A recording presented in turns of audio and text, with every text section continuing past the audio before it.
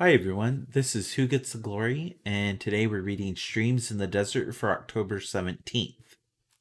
May I never boast except in the cross of our Lord Jesus Christ, through which the world has been crucified to me and I to the world. Galatians 6:14. They were people who were living to themselves. Their hopes, promises, and dreams still controlled them, but the Lord began to fulfill their prayers. They had asked for a repentant heart and had surrendered themselves with a willingness to pay any price for it, and he sent them sorrow. They had asked for purity, and he sent them sudden anguish. They had asked for meekness, and he had broken their hearts. They had asked to be dead to the world, and he killed all their living hopes. They had asked to be made like him, so he placed them in the fire, as a refiner and purifier of silver. Malachi 3:3, until they could reflect his image. They had asked to help carry his cross, yet when he held it out to them, it cut and tore their hands. They had not fully understood what they had asked, but he had taken them at their word and granted them all their requests.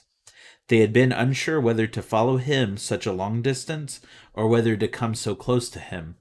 An awe and a fear was upon them, as Jacob at Bethel when he dreamed of a stairway reaching to heaven. Genesis 28:12. Or Eliphaz amid disquieting dreams in the night. Job 4:13. Or as the disciples when they were startled and frightened, thinking they saw a ghost. Luke 24:37, not realizing it was Jesus. The disciples were so filled with awe, they felt like asking him either to depart from them or to hide his glory.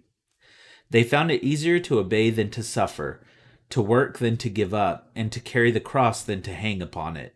But now they could not turn back, for they had come too close to the unseen cross of the spiritual life, and its virtues had pierced them too deeply. And the Lord was fulfilling this promise of his to them. I, when I am lifted up from the earth, will draw all people to myself. John 12:32. Now at last their opportunity had come. Earlier they had only heard of the mystery, but now they felt it. He had fastened his eyes of love on them as he had on Mary and Peter, so they could only choose to follow him. And little by little, from time to time, with quick glimmers of light, the mystery of his cross shone upon them. They saw him lifted up from the earth and gazed on the glory that radiated from his wounds of his holy suffering.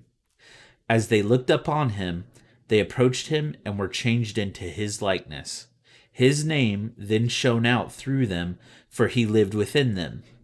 Their life from the moment on was one of inexpressible fellowship solely with him above. They were willing to live without possessions that others owned and that they could have had in order to be unlike others so they would be more like him. This is the description of all those throughout the ages who follow the Lamb wherever he goes. Revelation 14:4.